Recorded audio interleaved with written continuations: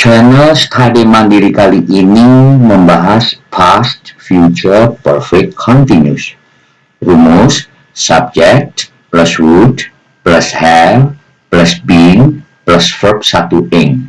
Contoh, he would have been working in Jakarta for 5 years by the year 2021, but he had moved to Bali in 2020. Sebelum dilanjutkan, saya sarankan agar Anda bergabung di grup Facebook Study Mandiri untuk belajar bersama dengan anggota grup Facebook lainnya. Dalam mempelajari grammar, saya ajak untuk tidak dihafal, tapi dimengerti. Past, Future, Perfect Continuous untuk menyatakan suatu kejadian atau peristiwa yang akan telah sedang dilakukan di waktu lampau, tapi kenyataannya tidak dilakukan atau tidak terjadi. Tenses ini cukup kompleks karena mengandung 4 unsur, yaitu past, waktu lampau, future, akan datang, artinya akan dilakukan tapi waktu lampau. Perfect, menandakan kegiatan tersebut telah selesai dilakukan, juga waktu lampau, tapi kejadiannya sedang berlangsung pada waktu lampau juga dengan rentang waktu tertentu. Terdapat beberapa elemen pada struktur kalimat past, future, perfect, continuous ini, dan akan saya jelaskan tiap elemen supaya Anda mengetahui asal-usulnya, sehingga rumus tersebut akan dimengerti dengan jelas dan tidak dihafal. Elemen pertama tentang subject. Subject adalah pelaku. Sebagai pelaku, umumnya nama orang atau kata ganti orang seperti Alex atau he, sebagai kata ganti orang ketiga tunggal laki-laki.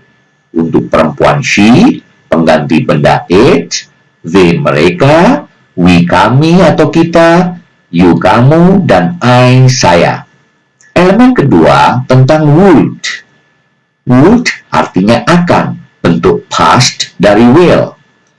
Pada dasarnya mirip bahasa Indonesia, bila mengungkapkan sesuatu yang akan dilakukan hanya dengan menambah kata akan setelah subject.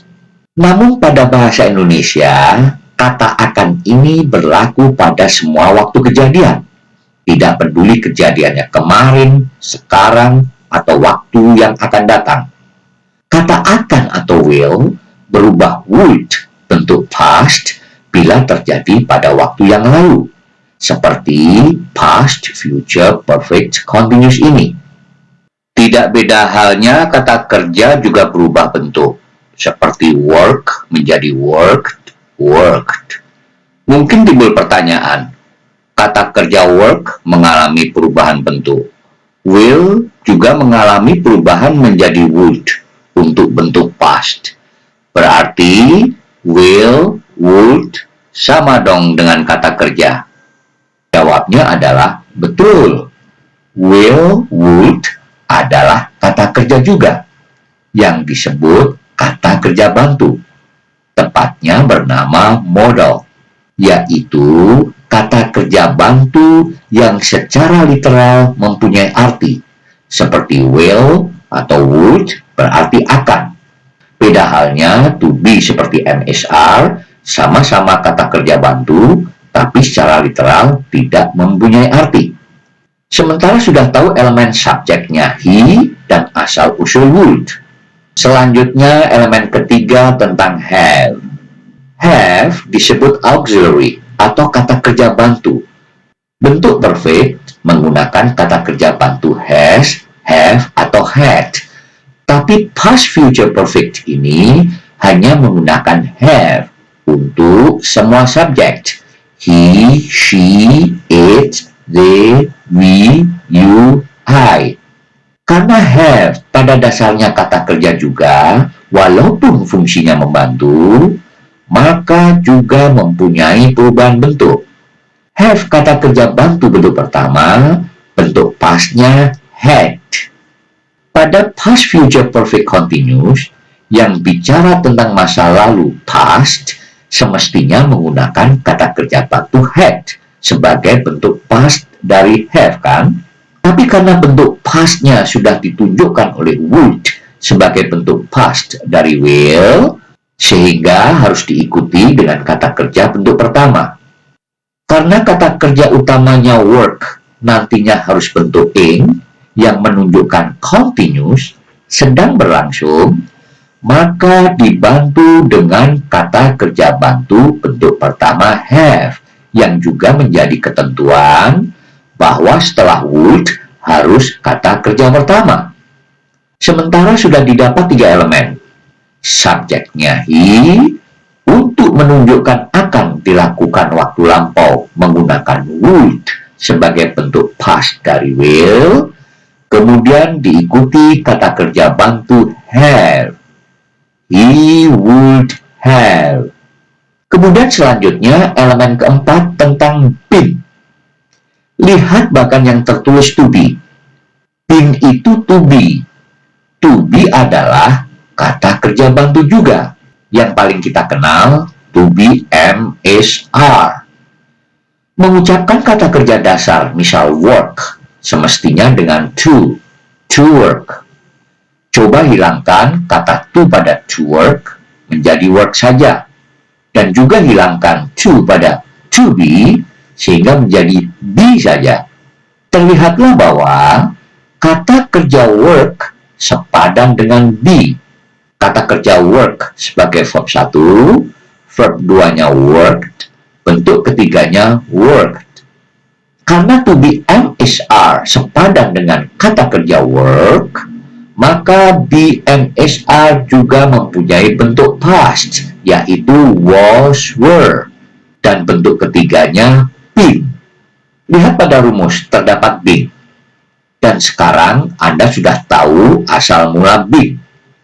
Sampai di sini telah didapat 4 elemen, yaitu subjeknya he, untuk menunjukkan akan dilakukan waktu lampau menggunakan would sebagai bentuk past dari will, kemudian diikuti have sebagai kata kerja bantu, yang juga kata kerja bentuk pertama, sekaligus sebagai ketentuan setelah would kata kerja pertama, yaitu have. Have ini diperlukan karena kata kerja utama work harus bentuk ing, continuous, sesuai dengan past, future, perfect, continuous. Sedangkan perfect harus kata kerja verb 3. Makanya perlu bantuan kata kerja bantu untuk perfect, yaitu have. Kemudian been yang sama-sama sebagai kata kerja bantu yang bentuk ketiga karena untuk kalimat perfect. Dan been ini sebagai kata kerja yang membantu kata kerja utama work yang harus berubah menjadi working untuk menunjukkan kegiatan sedang berlangsung, continuous. Sedangkan perfect harus kata kerja ketiga, working atau work semestinya kata kerja ketiga, worked. Tapi karena sudah bentuk ing, maka disinilah peran kata kerja bantu bentuk ketiga, been. Sehingga telah didapat semua elemen yang sesuai dengan rumus he would have been working. Subject plus would plus have plus been plus verb 1 ing. He would have been working in Jakarta for 5 years by the year 2021, but he had moved to Bali in 2020. Karena past future perfect-nya bentuk continuous sedang berlangsung, tentunya mempunyai rentang waktu. Pada contoh, rentang waktunya 5 years. Seperti yang telah disebutkan di awal, bahwa past future perfect continuous intinya kejadian tersebut kenyataannya tidak terjadi. Apakah dia bekerja di Jakarta selama 5 tahun? Tentunya tidak. Karena tahun 2020 dia pindah ke Bali. Struktur kalimat past future perfect continuous ini sangat jarang digunakan dalam percakapan sehari-hari. Tapi dengan membahas setiap elemen pada rumus tersebut, Anda akan tahu asal-muasal elemen-elemen yang ada, sehingga mengerti betul dan tidak dengan menghafal. Agar channel Study Mandiri semakin berkembang, mohon bantuannya subscribe, like, dan share ke teman-teman supaya pengetahuan menyebar lebih luas. Selamat belajar, terima kasih.